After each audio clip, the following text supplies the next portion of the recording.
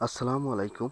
এখন আমি আপনাদের সাথে ভিডিওতে যে বিষয় নিয়ে আলোচনা করব সে বিষয়টি হলো আপনার গাভীর অ্যালার্জি হলে যদি গরুর বানে যদি অ্যালার্জি হয় বা দুধের ওলানটায় যদি অ্যালার্জি হয় তখন কিভাবে আক্রান্ত করে এই বিষয় নিয়েই এই ভিডিওতে আলোচনা করা হবে।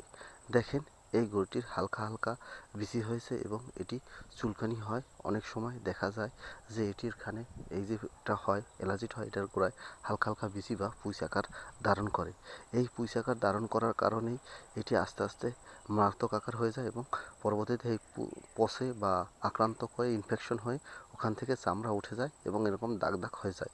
আবার অনেক সময় দেখা যায় যে গরু মাঠে ছেড়ে দিয়েছেন, তখন আপনার গরুর এটা হয়েছে। অনেকে বলে থাকে যে ঘাসের সাথে ঘষা লেগে হয়েছে বা অনেক কারণে ছেলাইয়ে যায়, এই কারণ হয়ে থাকে।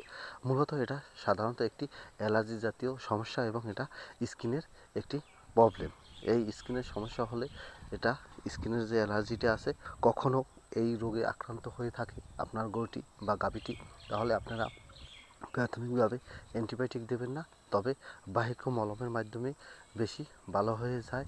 এবং যদি জ্বর থাকে তখন আপনারা জ্বরের ঔষধ খাওয়াবেন এবং সাথে ফার্স্ট বেড দিতে পারেন, এটাও দিতে পারেন। এবং ব্যথা হলে ব্যথার মেলবেট দিতে পারেন এবং বিভিন্ন ধরনের যে কোনো ব্যথানাশক ইঞ্জেকশন আছে এগুলো ব্যবহার করতে পারেন।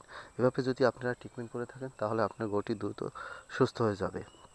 এবং আপনারা যদি বুঝে উঠতে না পারেন বা নিজেরা যখন ট্রিটমেন্ট করবেন দেখবেন যে কোনো উন্নতি হতে আসছে না, তখন আপনার নিকটস্থ পশু হাসপাতালে যোগাযোগ করবেন। পশু হাসপাতালে যোগাযোগ করবেন এবং তাদের নির্দেশনা অনুযায়ী গরুটি ট্রিটমেন্ট করবেন। তাহলে আপনার আর্থিক খরচ কম হবে এবং আপনার গরুটি দ্রুত সুস্থ হয়ে যাবে। আমার এই ভিডিওটি ভালো লাগলে প্লিজ লাইক, শেয়ার, কমেন্ট এবং সাবস্ক্রাইব করবেন।